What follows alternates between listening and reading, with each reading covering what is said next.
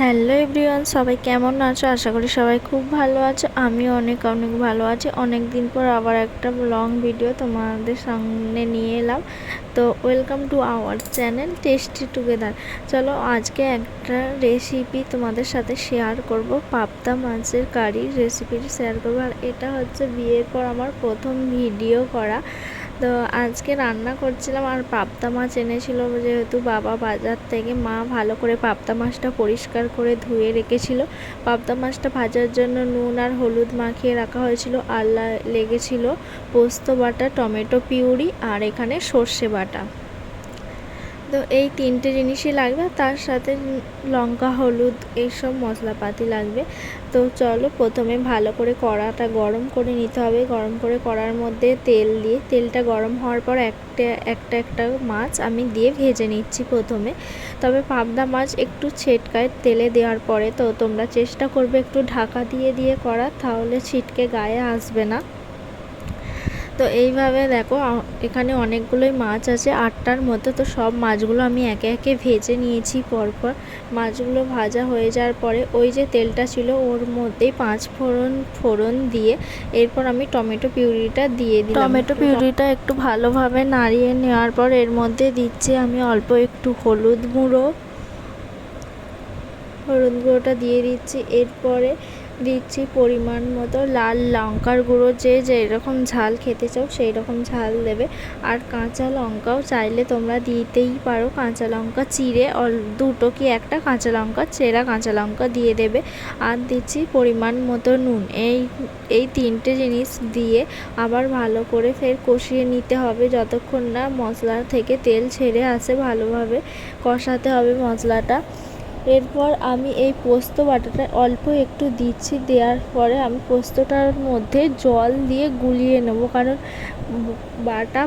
পোস্তটা বেটে নেওয়া আছে। তো বাটা পোস্তটা জল দিয়ে গুলিয়ে নিলে সেটা বেশি ভালো হয়। তো যেটুকু আমি পোস্ত দিয়েছিলাম ওটা আগে ভালোভাবে নেড়ে নিলাম, আর এখানে বাকি পোস্তটার মধ্যে জল দিয়ে ভালোভাবে পোস্তটা একটা বাটিতে গুলিয়ে নিচ্ছি। এরপর আবার ভালো করে কষিয়ে নিচ্ছি। দেখতেই পাচ্ছ যে মশলা থেকে তেল ছেড়ে এসেছে। আর এখানে ছিল সর্ষে বাটাটাও আমি একইভাবে জল দিয়ে একটু গুলিয়ে নেব, কারণ এই থিকনেস থাকলে গরম ওই কড়ার মধ্যে দিলে একটু অসুবিধা হয়, তাই জলে গুলিয়ে নিলেই সুবিধা হবে। সেই জন্য পোস্ত বাটা আর সর্ষে বাটা দুটোই একইভাবে আলাদা আলাদা বাটিতে জলের মধ্যে গুলিয়ে নিতে হবে। তো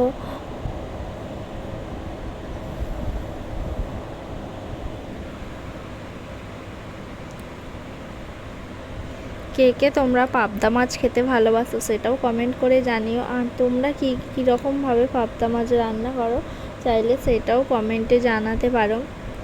দেখো ভালোভাবে মশলা থেকে তেল ছেড়ে এসেছে, কষানো হয়ে গেছে। এরপর আমি ওই যে বাটিতে যে মশলাগুলো গুলে রেখেছিলাম ওইগুলো একে একে দিয়ে দিচ্ছি। পর মশলাগুলো আবারও ভালোভাবে কষিয়ে নিতে হবে, কাঁচা থাকা যাবে না। তো সেই জন্য অনেকক্ষণ থেকেই আমি আস্তে আস্তে, আর খুব মিডিয়াম আঁচ, খুব জোরেও আঁচ দেয়া যাবে না। গ্যাসের ফ্লেমটা মিডিয়াম রেখে সেভাবেই করতে হবে। আর আমি প্রথমে কাঁচা লঙ্কা দিতে ভুলে গিয়েছিলাম, তো সেই জন্য এখন চেরা কাঁচা লঙ্কা দিয়ে দিয়েছি দুটো। তো তোমরা প্রথমে চেরা কাঁচা লঙ্কা দিয়ে দেবে, যে যেরকম ঝাল খেতে চাও সেই পরিমাণে দিয়ে দেবে।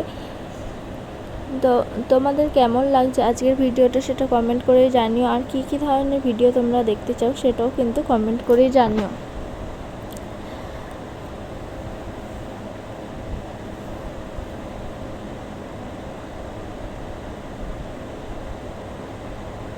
এরপর ভালো করে মশলাটা কষিয়ে নেওয়া হয়ে গেছে। এবার আস্তে আস্তে মাছগুলোকে কড়ার মধ্যে দিয়ে দেবো। আর পাবদা মাছ যেহেতু নরম হয় খুব, তাই খুব ধীরে সুস্থে দিতে হবে, তাড়াহুড়ো করা যাবে না। আর এখানে জলটা একটু বেশি পরিমাণেই আমি দিয়েছি, কারণ 8টার মতো মাছ ছিল, তো সেই জন্য অতগুলো যেহেতু মাছ ছিল সেই জন্যও বেশি দিয়েছি। আর আমাদের বাড়ির সবাই একটু জুসটা খেতে পছন্দ করে, তো সেই কারণে একটু জলটা বেশি দিয়েছি। আর আমার প্রায় হয়েই এসেছে আজকের রান্নাটা। উপর থেকে একটু ধনেপাতা কুচি ছড়িয়ে দিয়েছি গার্নিশিংয়ের জন্য।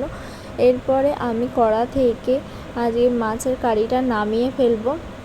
বেশিক্ষণ আর রাখবো না, কারণ মাছ আমার ভাজাই ছিল আর আগে মশলা কষানো হয়েই যেহেতু গিয়েছিলো। আর মাছগুলো আমি আলাদা করে আগে তুলে নিচ্ছি, কারণ একসাথে ঢালতে গেলে অনেক সময় ভেঙে যাওয়ার চান্স থাকে এই মাছ। তো সেক্ষেত্রে মাছগুলো আগে থালায় আমি তুলে নিচ্ছি, এরপর জুসটা আমি থালায় তুলে নিচ্ছি। দেখো রেডি হয়ে গেছে আজকের পাবদা মাছের কারি। তো তোমাদের পুরো ভিডিওটা কেমন লাগলো সেটা অবশ্যই কমেন্ট করে জানিও। আর তোমরাও বাড়িতে এই রেসিপিটা অবশ্যই করো এবং করে সেটা কেমন হয়েছে সেটাও জানিও কমেন্ট বক্সে। আর কি ধরনের ভিডিও তোমরা দেখতে চাও সেটা কমেন্ট করে জানিও।